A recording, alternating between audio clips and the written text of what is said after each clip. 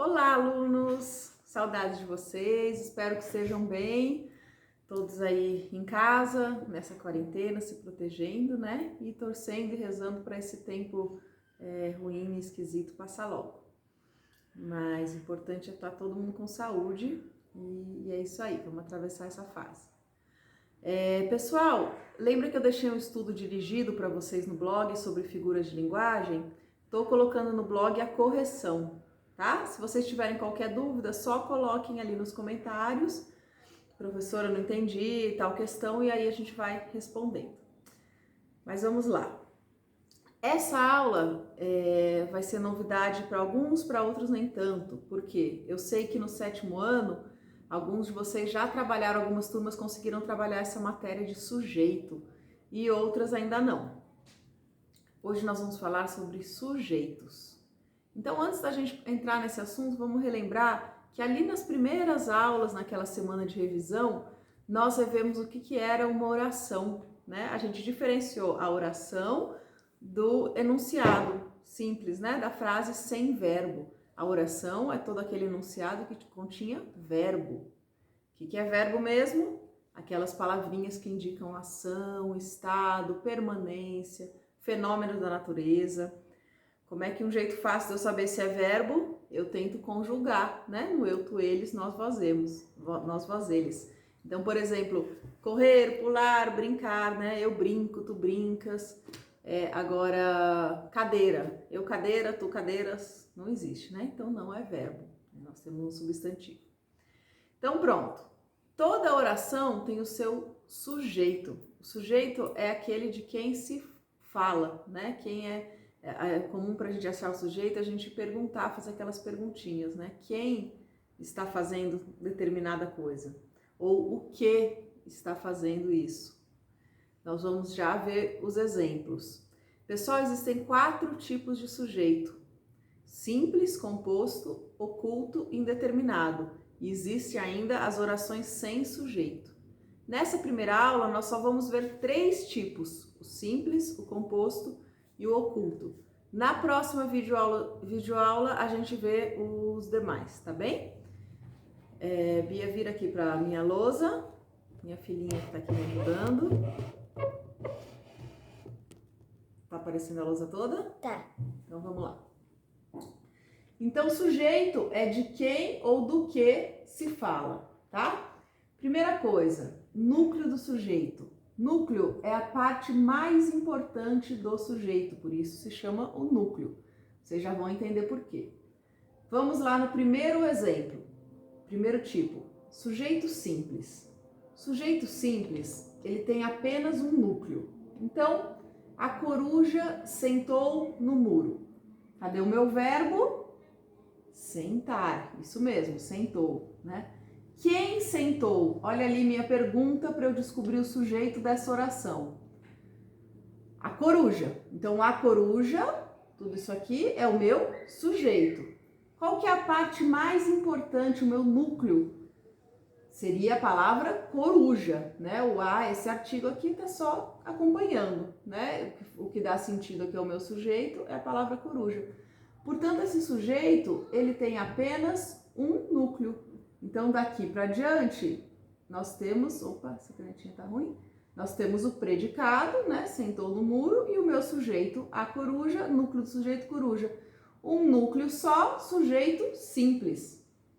Outro exemplo. 3 garotos entraram na sala. Olha lá, cadê o meu verbo? Isso mesmo, entraram. Então, quem que entrou? 3 garotos. 3 garotos é o meu sujeito. Qual que é o núcleo do sujeito? A parte mais importante que dá sentido ao sujeito, essencial para a compreensão dele. Garotos, tá? Esse numeral 3, ele não é núcleo, tá? O núcleo seriam os garotos. Eu não posso dizer 3 entraram na sala, não. Garotos é o núcleo. Então, apesar de serem 3 os garotos, mais de um, percebam que esse sujeito tem um só núcleo, uma só palavra principal. Aqui, o estojo marrom foi perdido. Temos aí, no caso, uma locução verbal, né? 2 verbos querendo dizer uma coisa só, né? Foi perdido. Quem que foi perdido ou o que foi perdido? O estojo marrom é todo o meu sujeito. Qual é o núcleo do sujeito? Estojo. Eu não posso dizer o foi perdido, nem marrom foi perdido, não faz sentido. Agora, estojo, sim, é essencial para a compreensão aqui da oração. Então, um só núcleo, estojo, sujeito simples. Certo? Tranquilo? Como vocês já devem ter deduzido aí, o sujeito composto, portanto, ele tem mais de um núcleo. Pode ter 2, 3, 4, não importa. O que importa é que ele tem mais de um. Então, vamos ver. Eu e meu irmão gostamos de rock.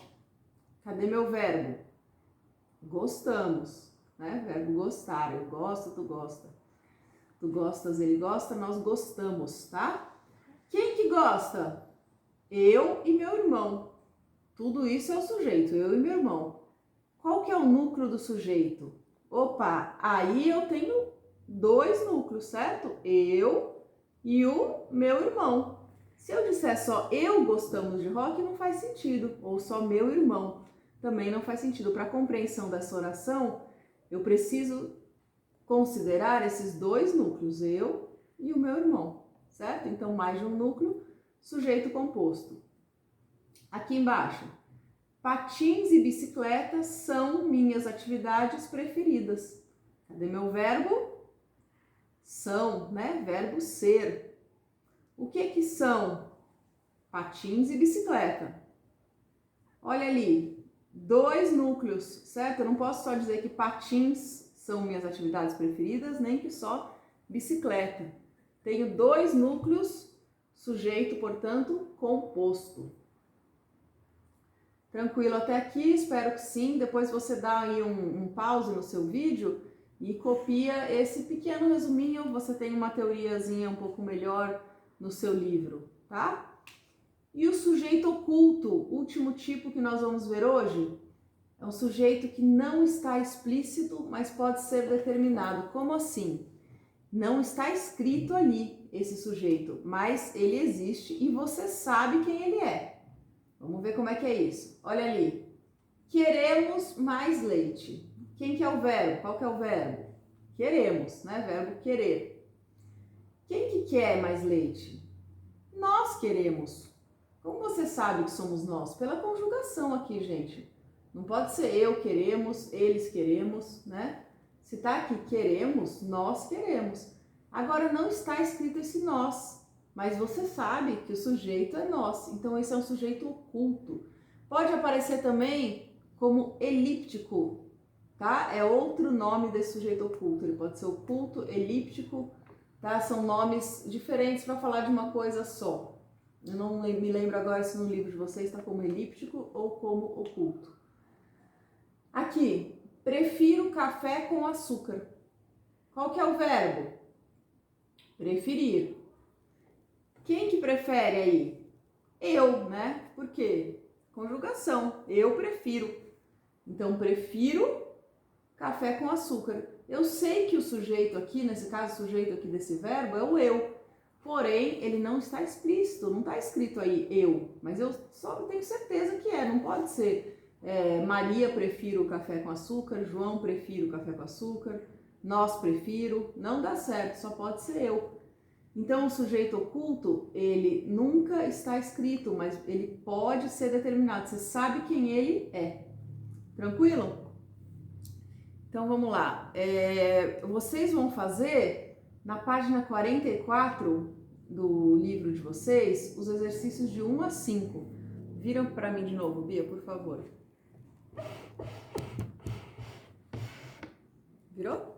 Uhum. Então, pessoal, nessa página vocês têm um poema maravilhoso que chama Caminhando com Mayakovsky. É um poema do Eduardo Alves da Costa. Mayakovsky foi um poeta russo dos mais importantes, né? Conhecido como poeta da Revolução.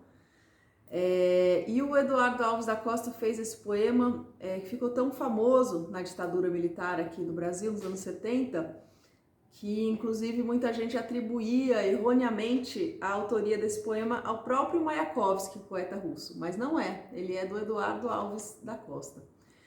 E é um poema de luta, né, de chamado para luta, e um poema muito emocionante. Ele fala muito sobre a nossa omissão, a nossa passividade diante das coisas, ou seja, quando a gente percebe que as coisas vão acontecendo e a gente vai deixando as coisas acontecerem, uma situação que está errada crescer e crescer, porque a gente vai se acostumando às coisas e acaba sendo muito passivo e não reagindo. Então esse poema é um chamado, ele é muito emocionante mesmo.